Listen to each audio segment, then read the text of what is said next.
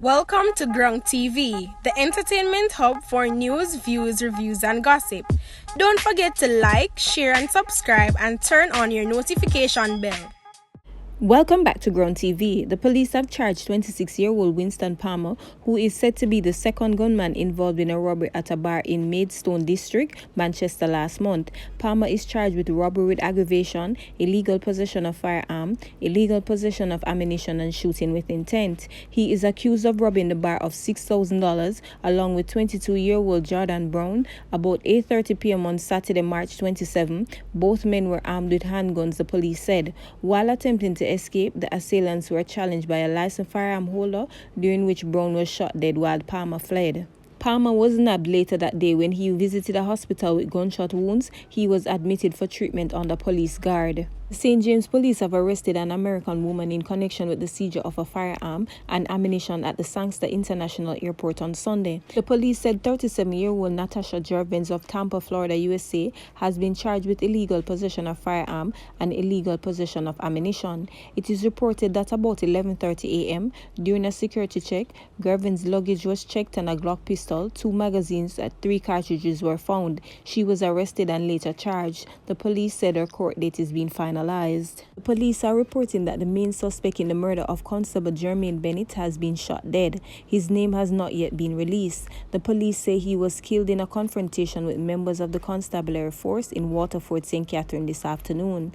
2 illegal firearms were reportedly seized. Bennett, 36, was shot dead in Gregory Park, St. Catherine last Tuesday night while visiting his 5-week-old daughter in the care of her mother. The St. Catherine North police are seeking Rommel Anderson, whom they say is wanted in relation to the alleged sexual assault of an 8-year-old girl. Reports are that Anderson allegedly raped the girl several times over 18 months spanning January 2019 to July 2020. The child was returning home from making a purchase at a shop when she was attacked by 2 men on a track where she was sexually abused. She was also forced into oral sex. The girl was also sexually assaulted on the day of her mother's funeral. She is now 10 years old. Superintendent of Police Steve Brown, who is in charge of the St. Catherine North Enhanced Security Measures Task Force, said Anderson should turn himself in without delay.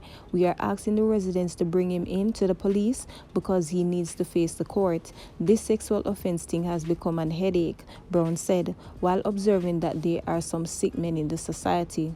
We are after him and we are not going to stop until we find him, he added. The police revealed that the child's grandfather, whom they believe aiding and abetting Anderson's actions, is also wanted. The grandfather, to whom the child revealed the initial sexual act, did not report the matter to the police. He has eluded the police as well. A 50-year-old toll security guard has been arrested on firearm and assault charges following an incident with a motorist at the Portmore toll booth in St. Catherine on Saturday. Norris McClarty of Wareham Road, Kingston 2, has been charged with illegal possession of a firearm, assault at common law, and assault occasioning bodily harm. It is reported that about 11 o'clock on Saturday morning, the motorist had an argument with a toll collector. The dispute, McClarty intervened and allegedly used his company-issued firearm to hit the motorist. The police were summoned. McClarty was arrested and charged. He is to appear in the St. Catherine Parish Court on April 20. 34-year-old Desmond Tate, otherwise called Boopsy, a laborer of Aki Lane, Rampton in St. James, has been charged with wounding with intent following an incident in Rampton Square in the parish on Wednesday, March 24th. Reports from the Anchovy police are that about 7:30 a.m., the now accused, armed with a machete, approached a man and demanded to be paid $2,000, which was allegedly owed to him. The man tried to escape his assailants, but now accused reportedly used the machete to inflict several wounds to the man's body. The injured man was taken to hospital where he was admitted in serious condition. On March 31st, the now accused attended the Anchovy police station to make a report and was arrested. He was subsequently charged on April 3rd, 2021. A date for him to appear in court is being finalized by the police. Residents of Central Village and Windsor Heights were rattled by violence during the coronavirus lockdown as gunmen went on a rampage in both communities over the weekend.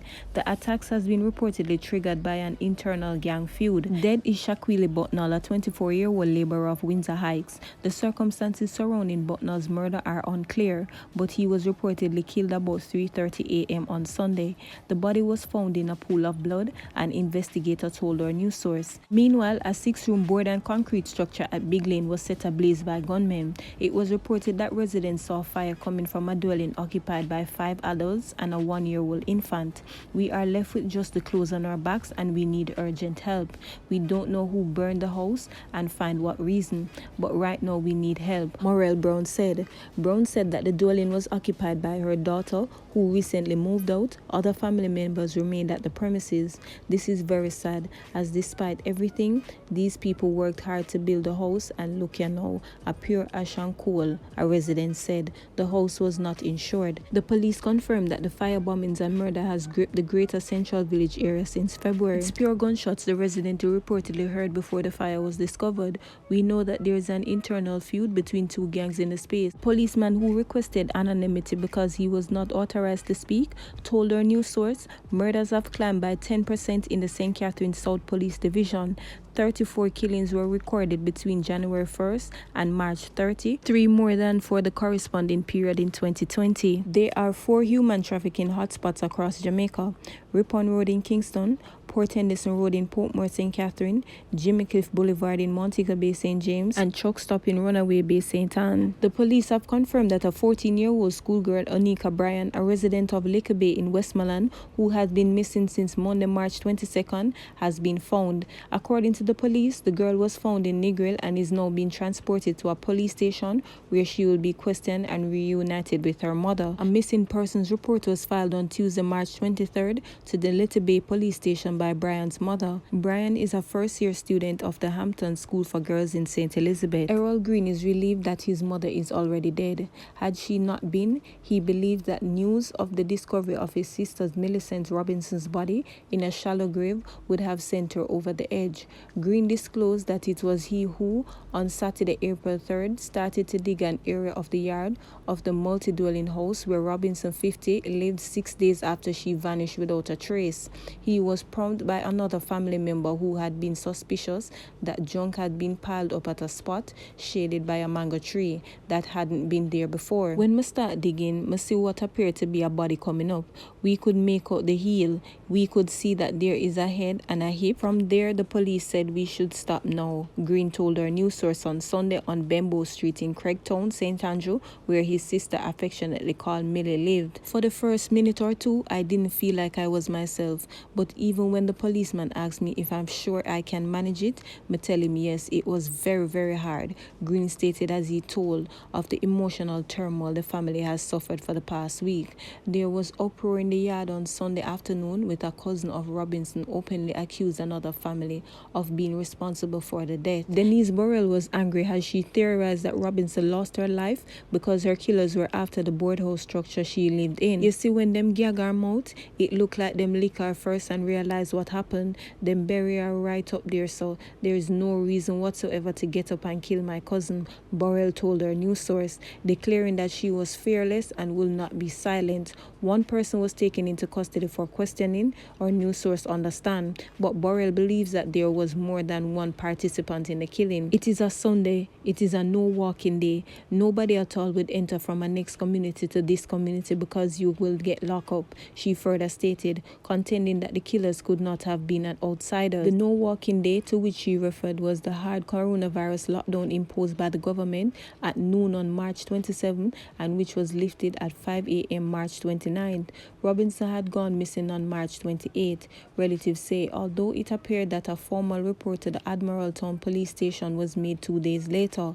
Craigtown is located in Kingston Western Police Division, which has recorded 45% rise in murders up to March 30. 29 people were killed between January 1st and March 30, 9 more than the corresponding period in 2020. Amid the shouting on Sunday, Keisha Francis, Robinson's daughter, picked through the belongings her mother left behind. Pregnant and grieving, Francis packed loads of clothes into a grey Toyota Probox motor vehicle, but a neighbor protested. Keisha, are you give them what them want? A long time them want the house. I that them kill Millie for the piece of house. Don't give them what them want, the woman shouted as speculation swirled as to the motive behind Robinson's murder. Make them take it, a disgusting, Francis replied. As a crowd gathered, some whispered about the events that has brought their community under an ignominious spotlight spotlight, while others openly condemn the killing. She is a very nice lady. She not trouble nobody. Millie not trouble her soul. Them only bad mind her for the piece of house, one neighbor told her news source. Millie get a horrible death. I'll know me can't sleep, she added. Another resident said that the soft-speaking Robinson, well known through the community, it rough. Them kill gunman and dig hole, bury them all the time in the community here. But it is first them kill woman and bury here in the community. A 67-year-old neighbor who requested anonymity quietly told her news source on Sunday. Under the watchful eye of police personnel monitoring Sunday's lockdown, another neighbor shouted "repent" repeatedly as she wept openly over the killing of Robinson.